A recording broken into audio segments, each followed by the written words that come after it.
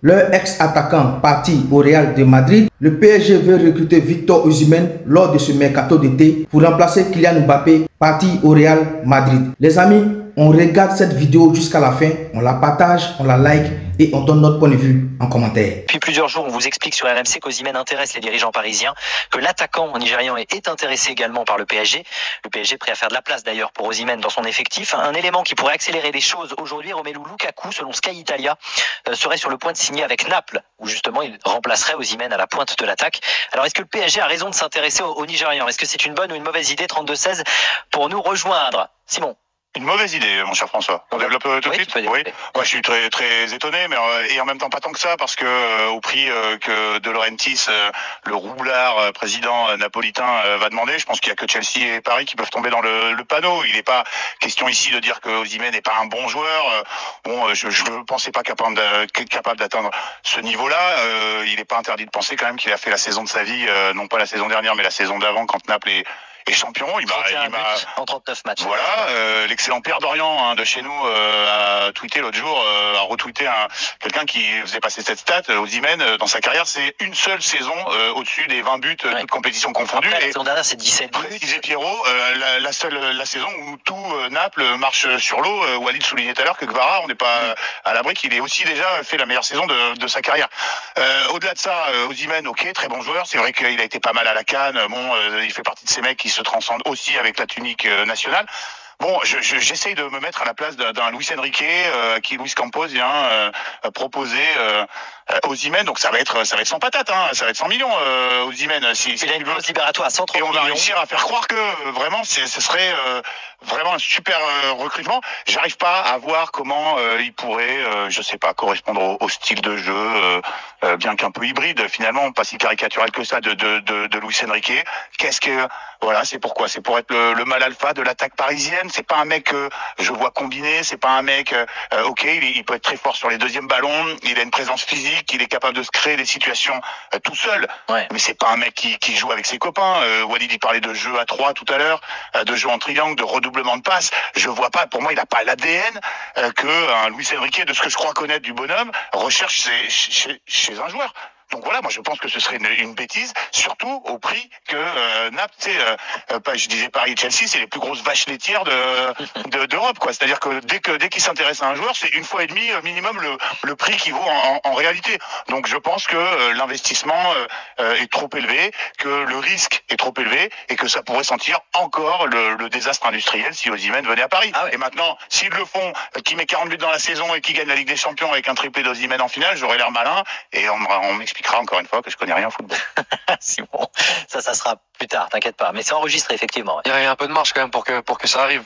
Non mais t'as été loin quand même, 40 buts, pour le triplé en finale. J'ai pris mes quand même été dans l'extrême. Les CGU, elles sont quand même.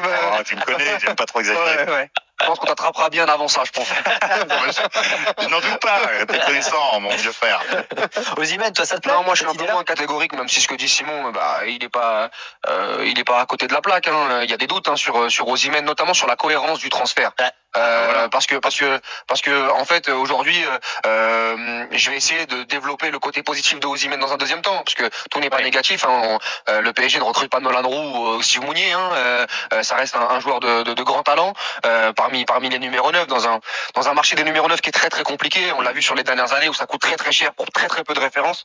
On va pas tous les citer, hein. Je pense que ceux qui nous écoutent sont au courant, mais sur le côté négatif déjà, c'est sur la cohérence.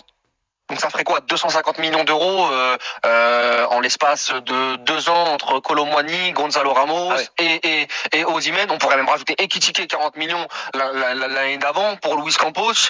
Quand on voit la trajectoire de Gonzalo Ramos et de Kolo Muani l'année dernière, où déjà on aimerait les intégrer cette année, je trouverais pas ça subtil. Après, à part si tu m'expliques qu'il y a un deal, un échange avec un peu d'argent entre Kolo Muani et Osimhen, là, je chine tous les jours. Hein. Je pense que Kolo Muani au Napoli se régalera et Osimhen était est plus fort aujourd'hui que Colomboigny donc ça pourrait être un deal gagnant-gagnant si tu. Mais bon, je pense pas qu'on soit à Disneyland et que De Laurentiis veuille faire ça. Il veut du cash. Donc ça, sur la cohérence, j'ai un premier doute. Mon deuxième doute, c'est bien évidemment la fiabilité de Osimhen. On nous avait expliqué que après Neymar, après Verratti, après tous ces mecs-là, c'est terminé. Les joueurs qui ont des blessures, qui ont des pépins physiques, qui arriveraient au Paris Saint-Germain pour des grosses sommes d'argent. On a eu Asensio l'année dernière, Lucas Hernandez, Ousmane Dembélé. Là, on nous parle d'Osimhen. Osimhen, tu parlais des buts, mais c'est surtout son incapacité à finir une saison.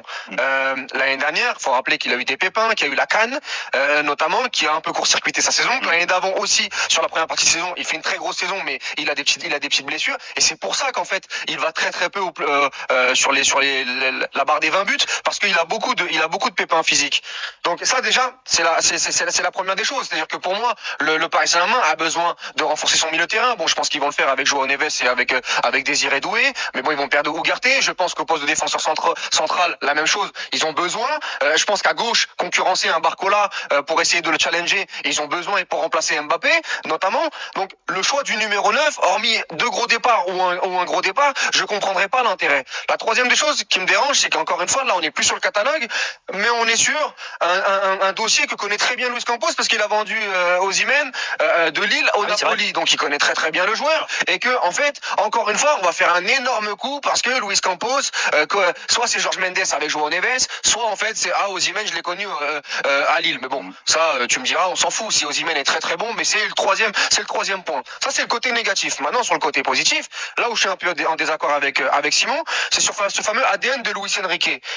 Osimhen, pour le coup, il a quand même rayonné dans une équipe du Napoli qui jouait très bien au football. Qui est pour moi, sur les 5-6 dernières années, même les 10 dernières années, l'équipe qui m'a produit le plus d'émotions footballistiquement en Serie A. Ah, tout de même. En Serie A. Non, pas de.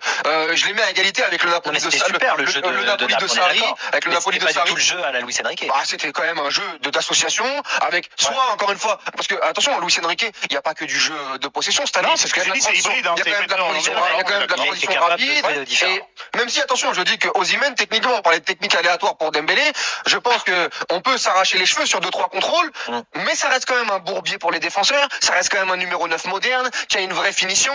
Donc, demain, s'il vient au Paris Saint-Germain, il avait déjà cassé la Ligue 1 quand il était à Lille. Ouais. J'imagine qu'au PSG, ça restera une plus-value. Mais dans telle stratégie, pourquoi faire? Donc, c'est surtout ça, moi, qui m'intéresse. Demain, tu prends Osimhen, oui, c'est bien évidemment qu'il sera titulaire et qu'il t'apportera. Maintenant, est-ce que c'est sur ce mec-là qu'il faut mettre 100 bâtons?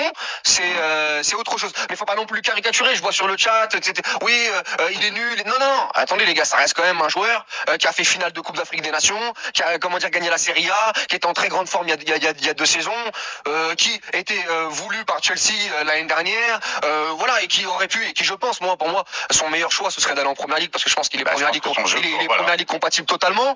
Donc voilà, c'est ces questions-là qu'il faut se poser surtout, hein, sur Victor Osimhen. Restez scotchés pour ne pas rater d'autres informations sur le football et sur toute l'actualité sportive.